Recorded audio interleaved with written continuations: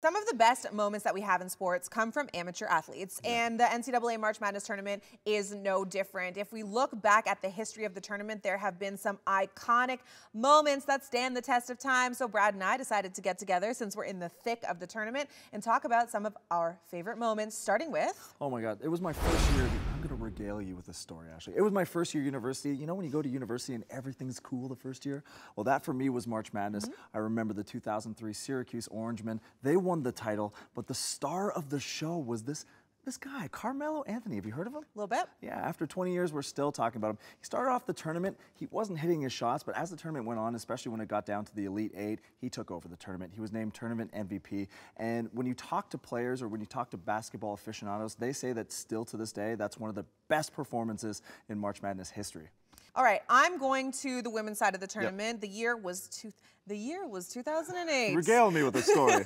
So we're talking about the Battle of the Candaces. First, we have Candace Wiggins, who is representing Stanford, the defending champion on the women's side, actually. She dropped 40 points twice in the tournament, leading her team all the way to the finals. Unfortunately, though, for her and Stanford, they ran into the other Candace Parker.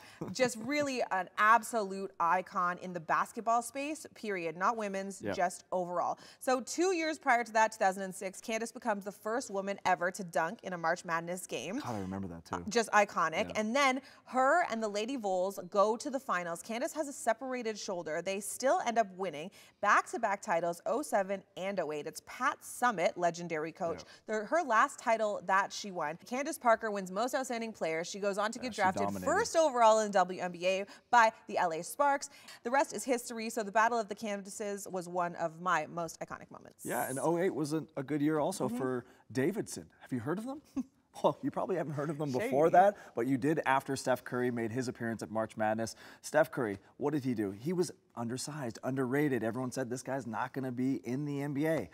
What did he do? He scored 40, 30, 33, 25. Although they got bounced in the Elite Eight, this was his breaking out moment. This was a big time thing for him. What an amazing performance he had in March Madness. And it's moments like that me and Ashley are talking about that you just will remember forever because it breaks you out as a superstar in the making. And it brings you into as a fan. I think March Madness is a great place for people who don't necessarily have an inherent love of the game to find things that they love or people that they love about it and transfer that to the NBA or WNBA. Those are our favorite moments. Those are the things that we remember the most. Thanks for joining us. Make sure you hit us in the comments with your favorite March Madness moments. We love to hear from you.